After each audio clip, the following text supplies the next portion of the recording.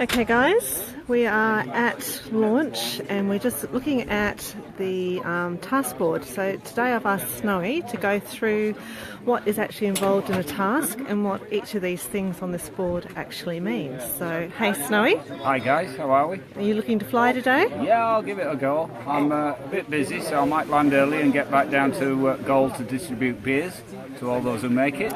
Right, important job distributing beers.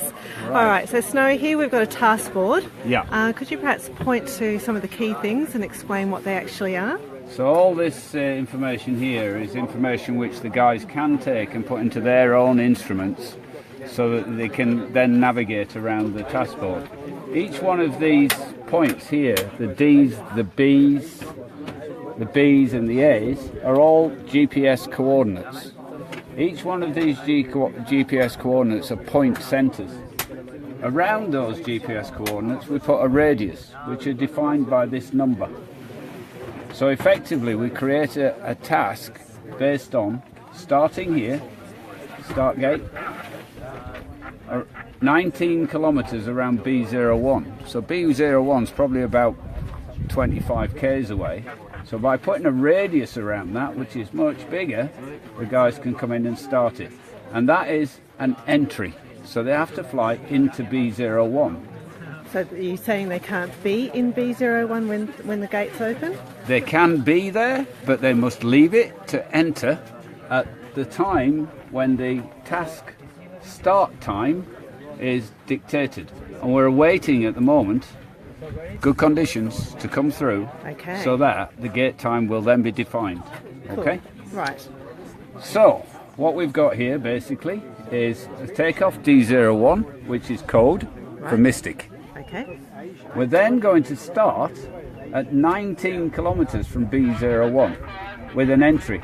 So everybody sits outside that on this huge line, which is a virtual line that we can all see on our instruments.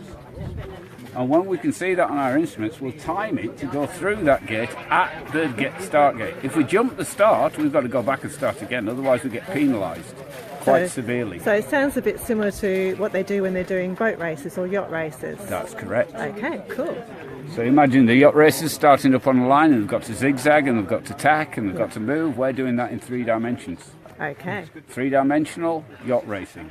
Imagine that, you'll get this. Cool. So our next turn point, or if in yacht racing terms, our next buoy, yes, is 12 kilometres from B01. So effectively we're going from 19 kilometres, so we're going to fly again towards B01 for another 7 kilometres and hit that turn point. Right. As soon as we've gone through that one, we'll be turning, climbing again, climbing. Remember, height equals distance. The higher the guys are, the further they can glide. The further they can glide, the more chances they are having of picking up thermals. We need those next thermals to glide again. Okay, so on B01 we've got 12 k's, then we're going to B15. I'll look at the map with you in a second and explain where all these are. Another turn point, 1 kilometre radius. Clip the 1 kilometre radius and go for B16. 2 kilometre radius. Move on for 16 to 19, 2 kilometre radius. We're starting to move around the valley. It starts to get tactical. It starts to play the chess game. Where do I get high? Where can I glide to? How far can I push it? Once you've gone through B19, your next point is end of speed section. So we're timed from the start entry to the end of speed section at B08. Okay, so Snowy, my understanding is that if they make it to the end of speed section, they're allocated speed points, provided they still make it across the goal. That's the next key. Okay, right. Exactly. So we can go through end of speed. That means we can come off speed bar and we can slow down. It doesn't matter how long you take to get from B08 to A01, which is probably about 2 or 3 kilometres away. Right. But you must cross the line. Right. If you don't cross the line, you only get time points. You don't get full race speed points. Okay. No speed points. 500 points gets wiped out if you're 1 metre short. Oh, and we did see a fair bit of that yesterday, didn't we? Absolutely. The guys were coming in. We had a whole mass of 50 gliders coming in yesterday. 50 gliders. 26 made it over the line. Yeah. 22 landed short. Heartbreaking, wasn't it? In the speed section, not making goal. They were well aware of that and they were taking a high risk for big speed. It was absolutely amazing to watch. All right, so can you just also explain to me what is the difference between these two distances, 82 and 50 kilometres? So remember, we've got GPS fixed points. Yep. To check our instruments and the distance around. It would be 82 kilometres if we went to the centre of each one of these. Wow. Our instruments give us an 82k. Now, optimised is the distance around to the edge of each cylinder. Okay, so just kissing each cylinder and bouncing off it to the next point. 50 kilometres of kissing, Yeah. or it would be 82 if you did the full whack. Well, personally, But I you're not prefer gonna- 82 kilometres of kissing, That's but true. that's just me. Oh, bless you. Sorry, guys. I'll see you in goal. So the rest of this information here is what equally interesting. We've got our task number 4. Task number 4, we've had 3 successful tasks. We're on to task number 4. This is our turn direction. Very, very important. And today we are turning Right. all right.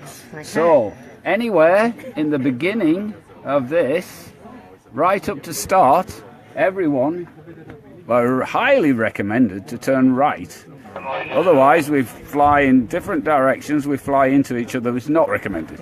So I mentioned that yesterday, guys, when we were doing the live feed on the gaggle out the front of launch. Everyone had to turn left. You can imagine without that it would have been complete mayhem. Absolutely.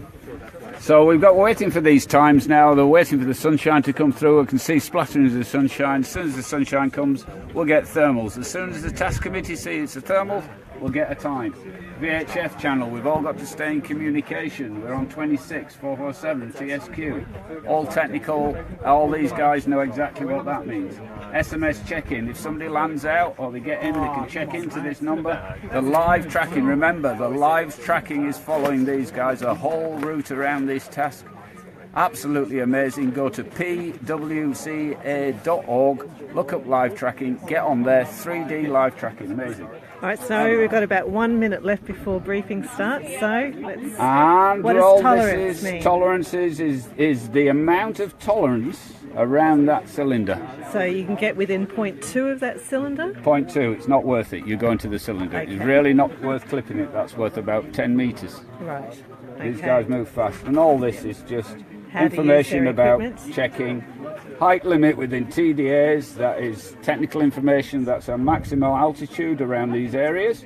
Within working UHF, we are not permitted in class C or D. Very clear. Very clearly defined. That's a very important piece of information. It is available to all pilots. Unfortunately, a few pilots clipped class C or D, class D actually. And I believe And they they'll were be clipped. penalised for it. 0. Oh, 0 penalty. 0 point. Oh, 0 points. 0 point. Wow. Class C or D, 0 point. Right. That's a Okay, pretty so severe that's- penalty. yeah. All So right. just to wind up there, I'll take and have a look at the tasks so you can see it in mapping terms. All right. Thanks, Snowy. And we might actually be able to get you some more information on that on the pages in graphics, so you Okay. can see what this all means. Cool. Okay. Lead on. I'll follow you to the map. Oh, we can't stay in live? Yeah, we'll Okay. stay live. It's not a long walk, I don't Oh. imagine. So what we've got All right. on the map, if you can see this, these are our start points. So we've got a kilometre radius around, I can't see the task board now. B19, can't find it. 19, there's 19. So we've got a start gate cylinder somewhere around here. We're going out then to B. Oh, there's a start cylinder. So we're going across the valley towards Wandy for a start here. A lot of pilots will go here and wait. It's an entry or an exit. It's an exit. So we'll have to go in here, mill around, and when start gate goes, bang, straight out here, straight across here, straight up here, straight back here, and then into goal. That looks easy. That is not easy. We've only got probably about 14 or 1500 metres that we can fly at. That means we've only got 6 or 7 kitted glides, so we're going to be looking for a thermal every 3 or 4 kilometres. Right. Okay. Well, thanks Wow, heaps this for is that, Snowy. And I'm glad we just looked at that map, so now you know where the start gate is, seeing you're flying as well. I know. I just don't get any time to fix it up myself. I know. It's busy being Look in at charge. these guys. Look at these guys. Oh, yep. These guys are patiently waiting for Everyone the task start. is waiting and for the brief. Heather will be delivering in 1 minute. Yes. Stay tuned. We'll pick you up again in 1 minute. All right. See you guys. We will tune back in after the briefing's been given and just confirm whether we're flying. Bye.